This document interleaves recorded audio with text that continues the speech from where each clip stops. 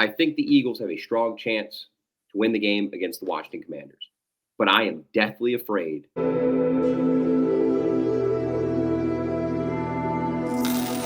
Hey guys, this is your favorite neighborhood gambler, Moss Money. Thanks for clicking on my video. If you're into gambling, if you're into winning money at gambling, hell, if you love talking Eagles, this is the channel and the videos for you. So go ahead, hit that subscribe button, hit that like button, tell a friend to tell a friend, and enjoy the shows. Quick, I'm not want to go drawing on AJ because I'm just saying it started with AJ, and then it's the highlights been on him ever since. And then I Yeah, think we have this idea that hey, we got to go against Kansas City Chiefs or we got to play Buffalo Bills and win a championship. But we're not realizing that that defense that Fangio has now conducted is one of the best defenses in the league and can slow these absolutely. guys down. Kansas City ain't the offensive juggernaut they've been over those past years. They're barely getting by, putting points on the board. Their defense is leading that team right now.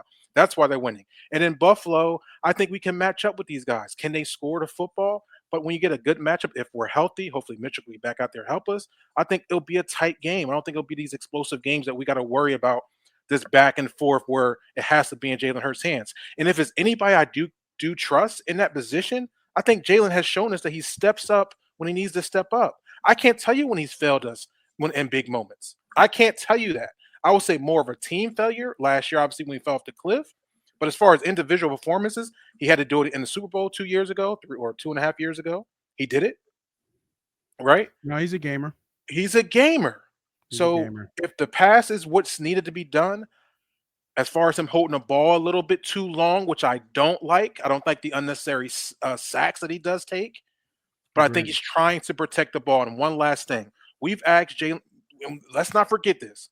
We were in week 4 this year. Jalen Hurts was leading the league in turnovers. The league by a long shot. He I has agree. now cut those turnovers to almost 90% since week 4. And that's equated to winning football games. People understand that. The concept of winning is team football, leading with that man number 26 that's right next to him or behind him. And I'm going to take the least amount of risk by getting AJ the ball in a quick slant, maybe take one or a few shots downfield to make sure I keep that out of the way. Because I know if I turn the ball over, it's detrimental to my football team, and I won't do that. I'm going to lean on the shoulder of Saquon. If you need me, I'm near. And I think that's the point.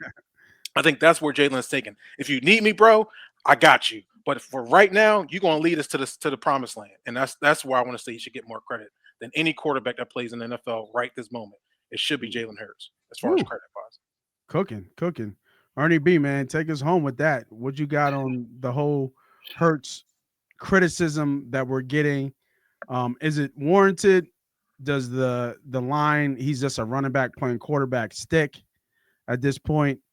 Um, Obviously it's all about winning at the end of the day, but why are we still getting these questions and these thoughts about Jalen Hurts and even the combo, right? The quarterback coach combo. Even Nick Sirianni still question It's, marks when the it when the comes, I results think it speak comes with loudly. the, I think it comes with the territory, man. I mean, the head coach quarterback combo in this city is always going to be under a massive microscope. I just think even that stat that you brought up, I think that was Colarulo that put that up there. But Mhm. it look, the dude is not Josh Allen. He is not Patrick Mahomes. He is not Lamar Jackson. He's not Joe Burrow. So don't compare him to them. And since he did what he did in 2022 and they had a great year, even though his stat line, if you just look at the stat line, go back and look at it, it did not compare to Mahomes for the MVP. Mahomes won the MVP because he was a better quarterback during the season. Was Hurts great that year? Yes. I'm not taking away from Hurts' success. But Mahomes won the MVP for a reason. He got beat out.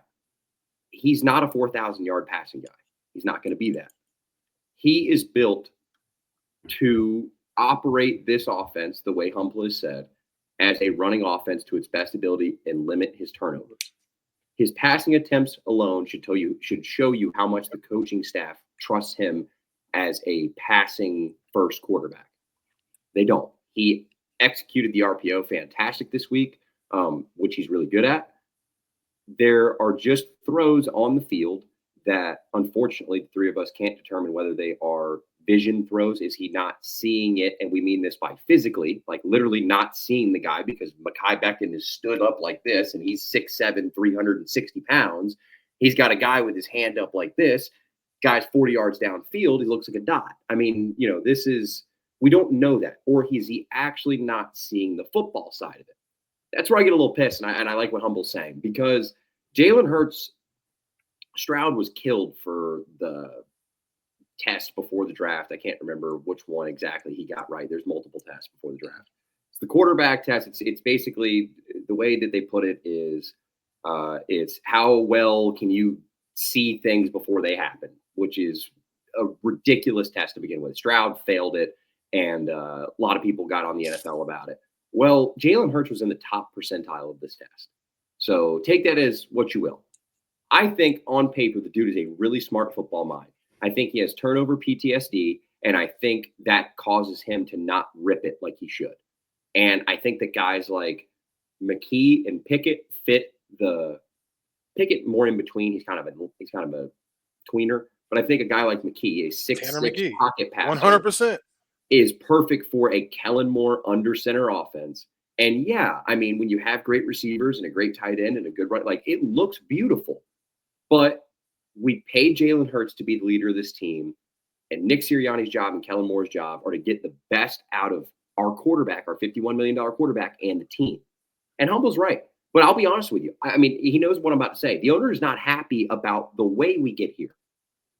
But where Sirianni has trust with ownership is, I think this guy's special. You guys got this right. We have the best value in the NFL at two players. And I'm going to say Saquon Barkley at $13.5 million and Zach Bond at $3.5 million. And Howie Roseman gets his credit there.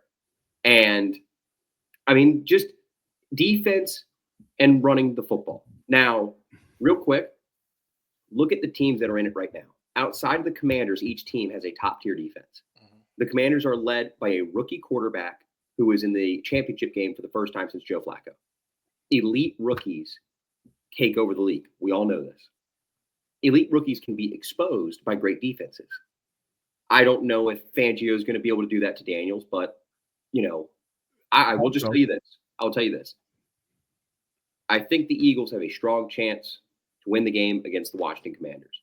But I am deathly afraid, regardless of what Humble says about what the Kansas City Chiefs or the Buffalo Bills would do to the Philadelphia Eagles.